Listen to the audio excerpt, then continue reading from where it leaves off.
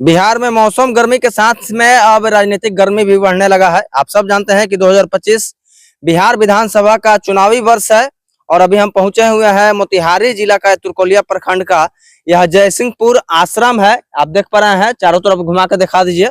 गांधी जी जब सत्याग्रह की यात्रा कर रहे थे तो उस समय इस जगह पे आए हुए थे और उन्हीं के नाम पर इस आश्रम का नाम है गांधी आश्रम।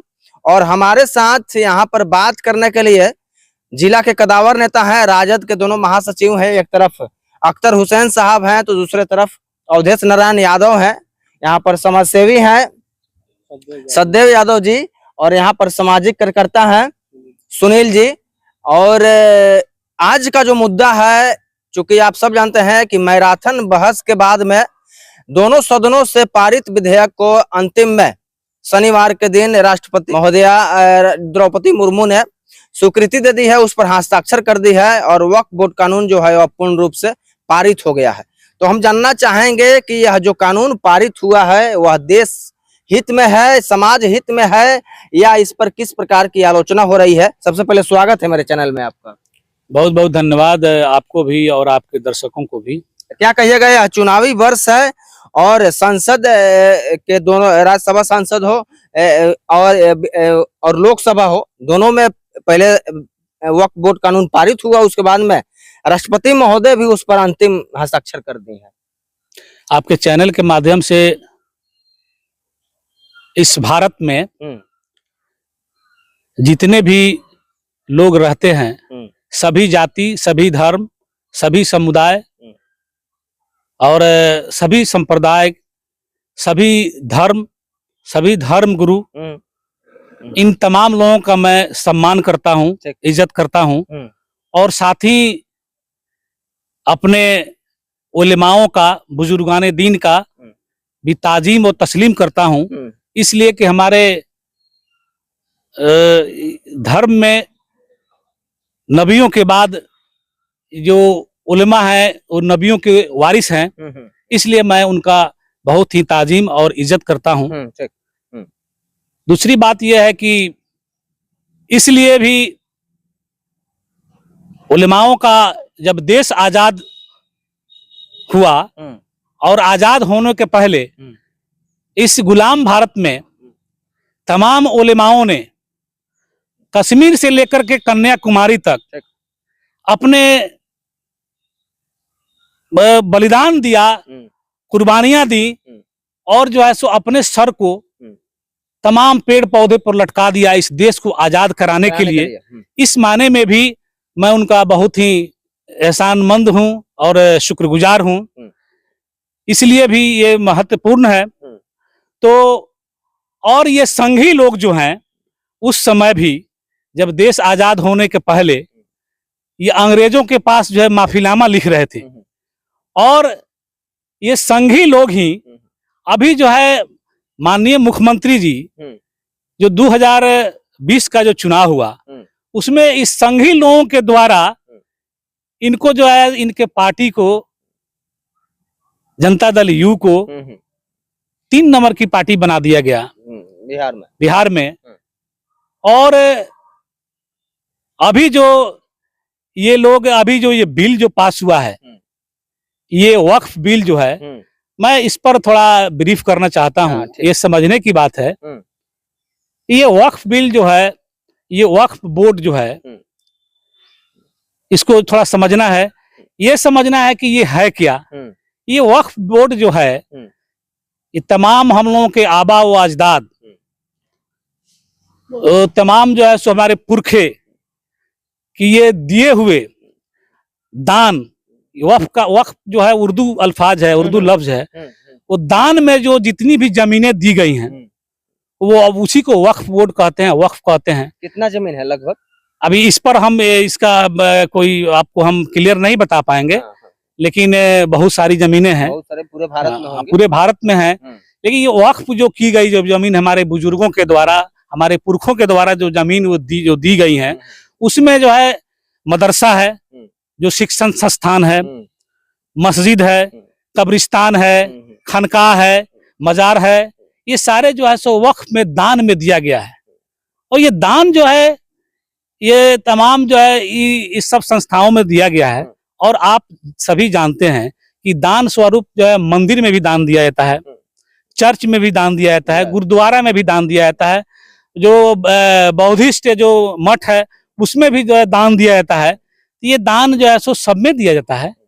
तो मैं ये जो बिल जो पास हुआ है इसको तो मैं सिरे से खारिज करता हूँ, क्योंकि ये गलत हुआ है और हमारे बाबा साहेब अम्बेडकर के द्वारा बनाए गए संविधान पर ये कुठाराघात है और उसका उल्लंघन है। इसलिए इस बिल को मैं रिजेक्ट करता हूं और तमाम जितने भी इस देश में राज्य में जितने भी लोग जो रह रहे हैं, मैं सभी जाति धर्म के लोगों से यह आह्वान करता हूं, गुजारिश करता हूं, रिक्वेस्ट करता हूं कि ये बिल जो लाया गया है केंद्र की निकम्मी सरकार, संघीय सरकार के द्वारा, इस बिल पर आप सभी लोगों को, सभी जाति धर्म के लोगों को इस बिल के खिलाफ में साथ देना चाहिए, ताकि यह बिल जो है खारिज हो जाए और सरकार को वापस लेना पड़े। अगर वापस ये सरकार नहीं ले रही है तो तमाम लोग जो है हम लोग विरोध मार्च करेंगे, इसका विरोध करेंगे, एहतजाज करेंगे और जो है इसका हम लोग कंडेम करेंगे। इसमें तमाम लोगों से, तमाम जाति धर्म के लोगों से हम आह्वान करते हैं कि इसमें साथ देना चाहिए।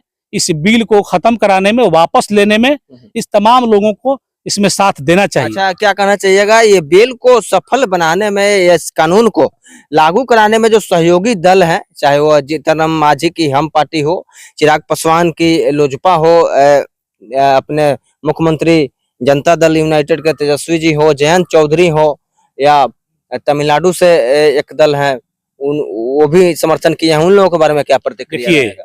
इस पर मैं ये कहना है कि ये तमाम जितने भी आप जो नाम गिनवाए हैं, ये तथाकथित एकाध दल को छोड़ दीजिए तो ये अपने आप को सेकुलर पार्टियों में गिनी जाती थी, जिसमें राष्ट्रीय जनता दल ने पुरजोर इसका मुखालफत किया, दोनों सदनों में विरोध किया।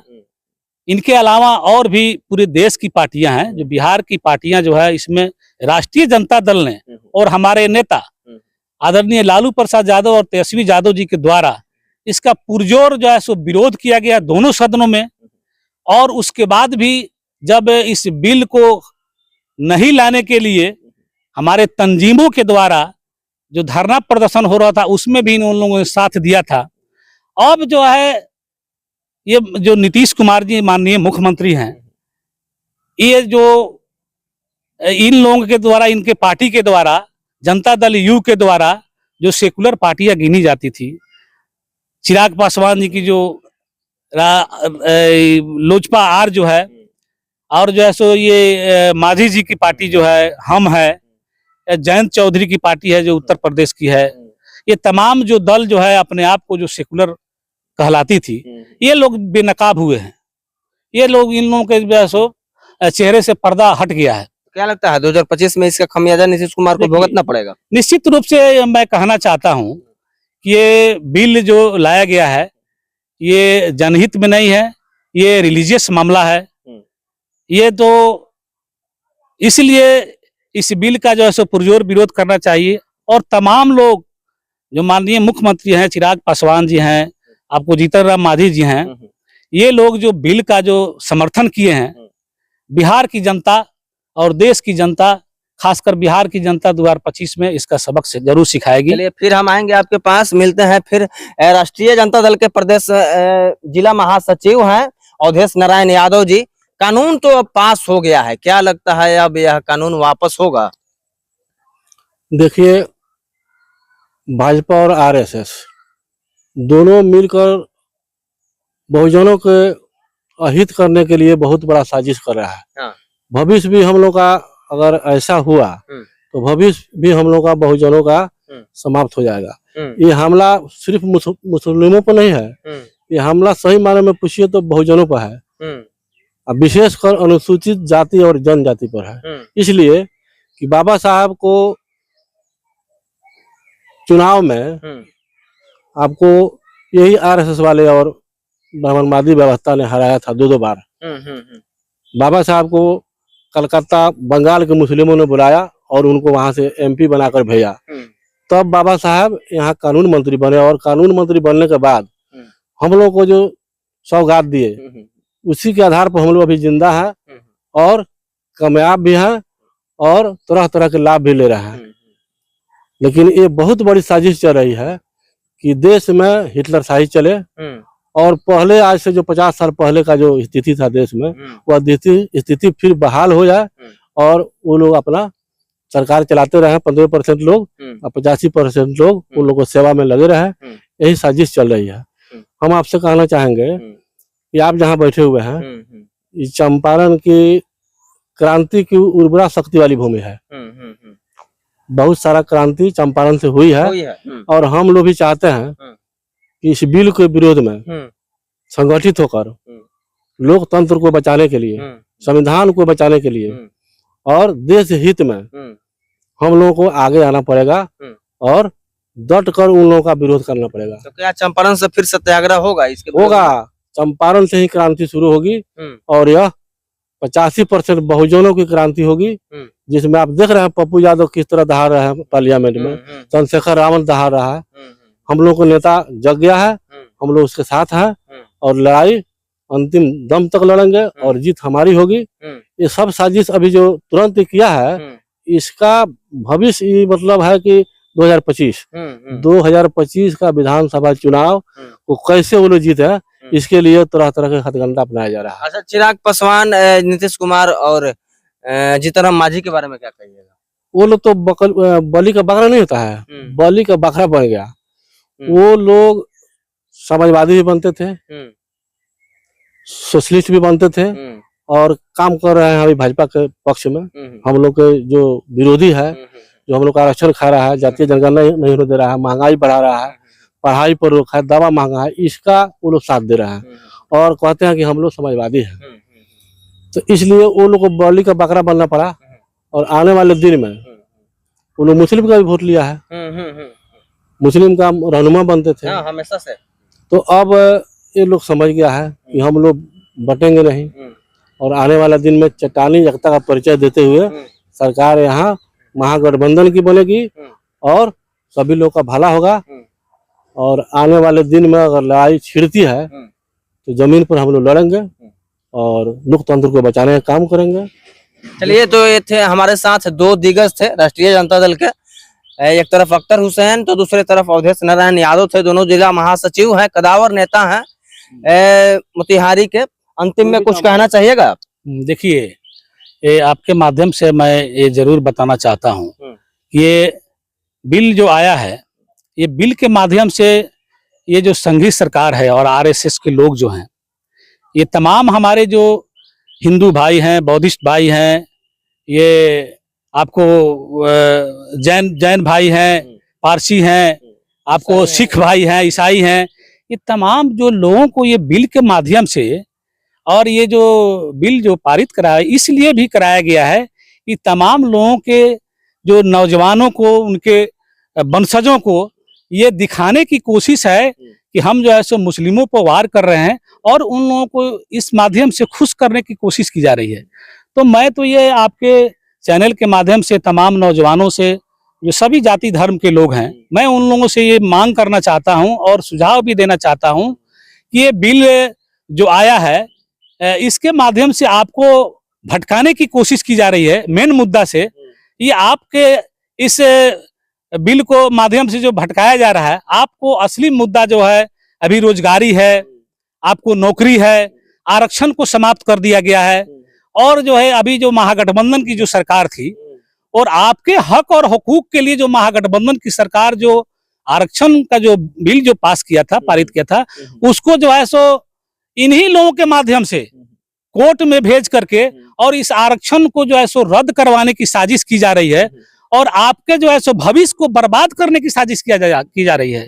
ये तो हम लोग जो है, ये हिंदू मुस्लिम, ये गंगा जमुनी तहजीब का ये देश है, ये हम सब लोग आपस में एक दूसरे के साथ मेल मोहब्बत करते हैं। आपके हम पर्व में जो है सो ईद में, हमारे ईद में आप आते हैं तो आप हमारे ईद में टोपी लगाते हैं, सेवैया खाते हैं और गले मिलते हैं। हम आपके होली में जाते हैं तो हम जो है सो रंग और गुलेल लगाते हैं, अबीर लगाते हैं और आपके साथ पकवान खाते हैं। ये भाईचारा का संदेश देते हैं और जब चुनाव आता है तो ये संघियों के द्वारा हमारे तमाम नौजवानों को, ये मुस्लिम को जो है सो ये दिखाने के लिए कि हम जो है सो मुस्लिमों के साथ अत्याचार कर रहे हैं, भेदभाव कर रहे हैं, इसलिए इन नौजवानों को खुश करने की जो कोशिश है, मैं उन तमाम नौजवानों से ये आग्रह करते हैं, हम उनको सुझाव देना चाहते हैं कि इन लोगों के चाल में आप मत फंसिए। आप जो है सो अपने हक और हुकूक की बात जो है सो करिए और खोजिए। और अंत में एक बार ये जरूर कहना चाहता हूं कि जितने भी दल जो हैं बिहार में, और उस दल में जितने भी तमाम जो बहुजन हैं, खास तौर से मैं तमाम अल्पसंख्यक जो लीडरान हैं, मैं उनसे ये आग्रह करता हूं, आह्वान करता हूं कि आप जो है इस बिल को जो है सो सेहत के लिए और लड़ाई लड़ने के लिए, इसको खारिज कराने के लिए आप किसी भी दल में अगर हैं, चाहे भाजपा में हो, जेडीयू में हो, आपको जो है सो अपने जमीर को आवाज देना चाहिए और तुरंत इस्तीफा करना चाहिए, क्योंकि आवाम जो है आप लोगों का इंतजार कर रही है। इसलिए ये आपके माध्यम से मैं उन लोगों से ये पुरजोर अपील करता हूं, मांग करता हूं कि आप लोग जो है ये भाजपा और जदयू में जितने भी हमारी भाई जो भटक रहे हैं अभी तक हैं, वो चूंकि ये जो है हमारे जो पूर्वजों की जो विरासत है और जो ये संपत्तियां जो है ये बचेगी तो फिर हम राजनीति कर लेंगे बाद में। पहले जो है सो हमारे पूर्वजों के द्वारा ये जो संपत्तियां जो वक्फ बिल की जो दान की गई है उसको बचाने की जरूरत है और उनको विरासत को बचाने की जरूरत है। तो चलिए, बाकी आप लोग प्रतिक्रिया दीजिए, बाकी इन दो दिग्गजों के बारे में क्या सोचते हैं, इन लोगों का जो कथन है उसके बारे में क्या सोचते हैं, आप लोग कमेंट्स बॉक्स में साझा कीजिएगा। मिलते हैं फिर से अगले वीडियो में। जय हिंद, जय बिहार।